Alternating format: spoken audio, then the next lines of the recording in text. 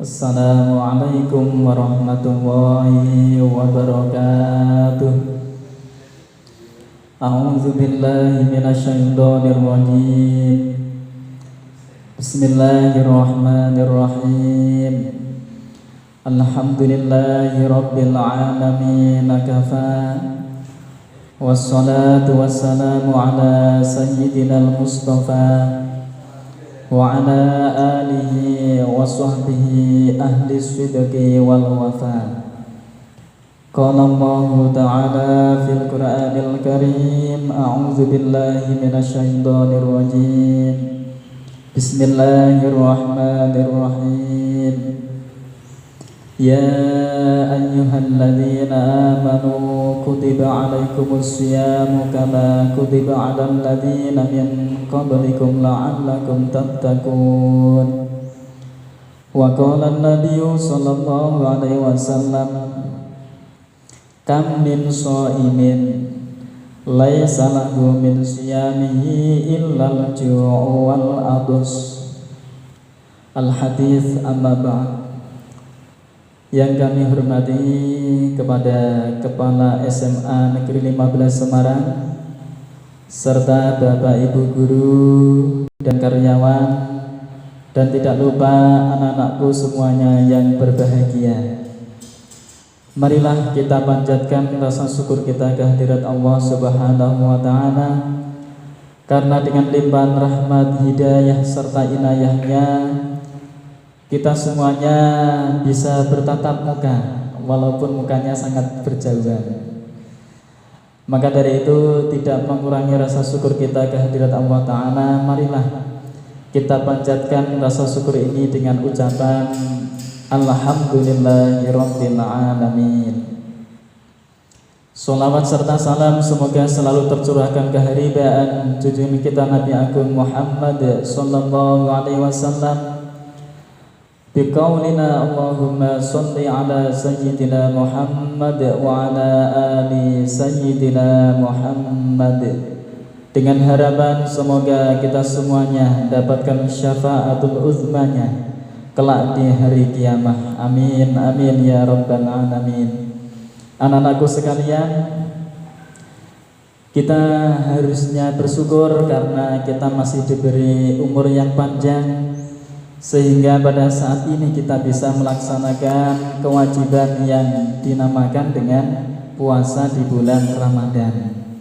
Walaupun Ramadan pada tahun ini agak berbeda pada Ramadan-Ramadan sebelumnya, namun tetap harus kita mensyukuri dan melakukan amalan-amalan ibadah yang sudah kita kuasai, yang sudah kita pelajari di sekolah tercinta ini, yakni sekolah SMA Negeri 15 Semarang ini. Anak-anakku sekalian, pada kultum siang hari ini, tema yang akan saya sampaikan adalah beberapa hal-hal yang bisa membatalkan pahalanya puasa. Jadi di dalam puasa itu ada, secara garis besar ada dua pembagian ya.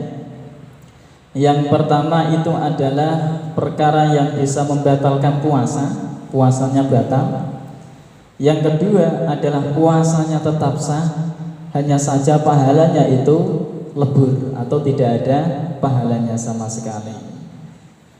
Kalau kita tilik dalam perbedaannya, kalau yang membatalkan puasanya itu disebut dengan mubtilatun. Kemudian yang cuma membatalkan pahala orang yang berpuasa itu disebut dengan muhbitatun.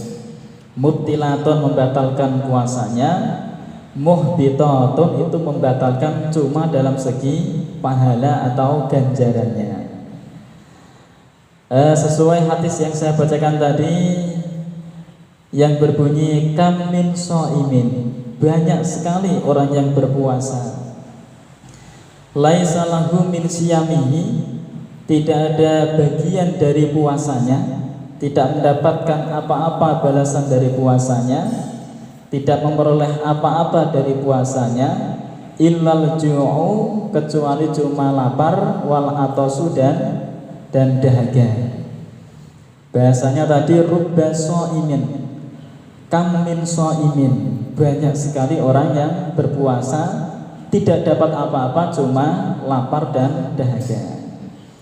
Maka dari itu di sini penting sekali akan saya sampaikan hal-hal apa saja yang bisa membatalkan pahalanya orang yang berpuasa, dengan harapan semoga kita semuanya tidak tergolong dalam hadis Nabi yang disampaikan di awal tadi.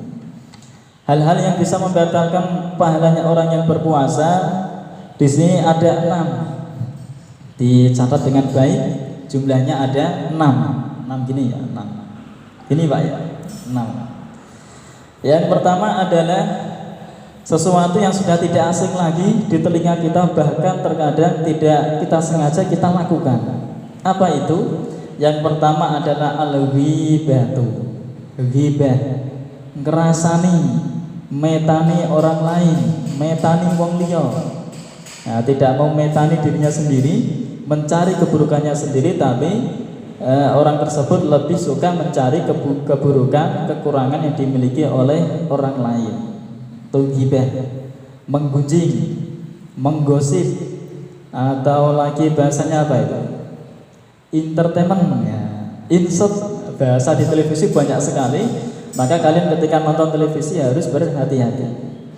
Apa itu ghibah? Wa hiya dzikruka akhaka al-muslima bima yakrahu walau kunta shadiqan.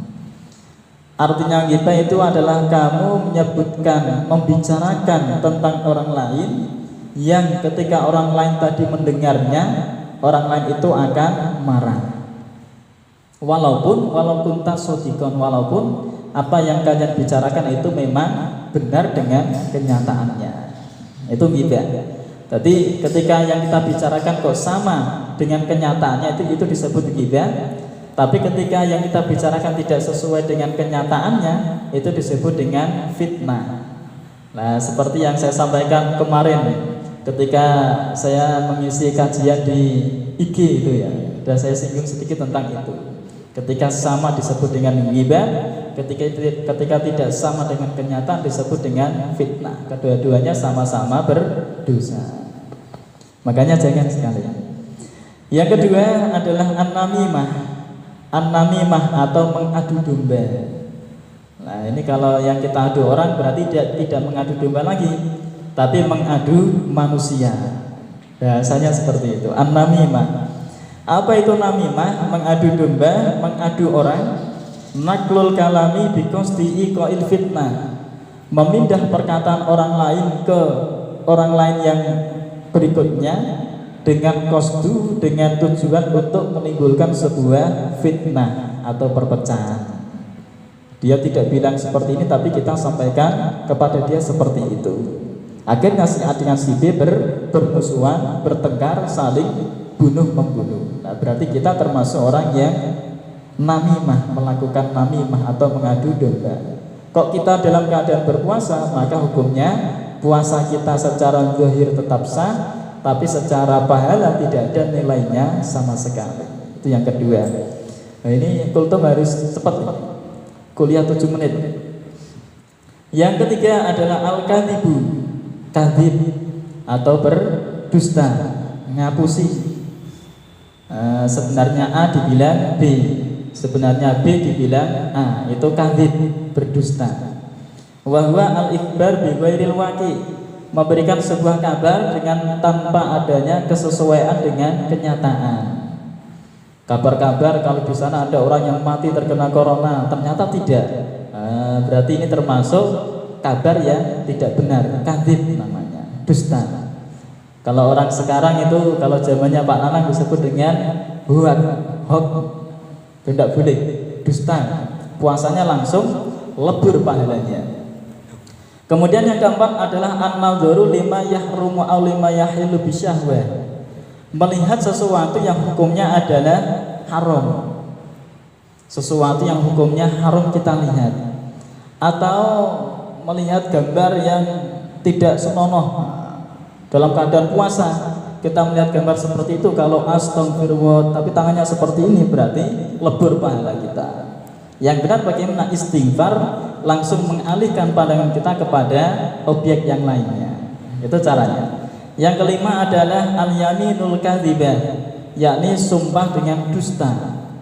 Benar, di sana itu ada orang yang mati terkena corona, saya bersumpah, tapi ternyata tidak benar. Nah, berarti terkena virusnya orang yang berpuasa.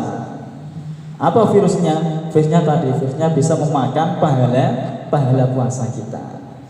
Yang keenam atau yang terakhir adalah qaulu zur wal fuhsyu wal amalu bi, yakni berbicara perkataan yang kotor, perkataan yang jelek. Seperti naudzubillah bagi yang laki-laki biasanya, tidak semuanya tapi ada. Biasanya perkataan miso-miso, apa itu namanya? Atau memanggil temannya dengan panggilan yang tidak sepantasnya. Atau membangkang kepada orang tua.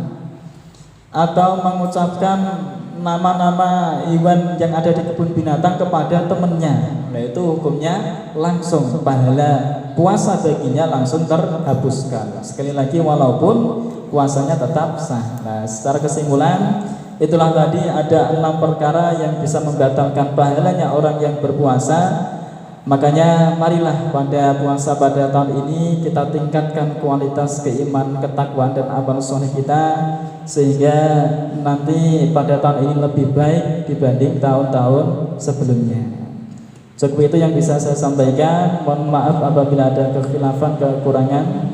Wal afu minkum ihdinas siratal mustaqim wallahul muwaffiq ila aqwamit thoriq. Wal afu minkum. Wassalamualaikum warahmatullahi wabarakatuh.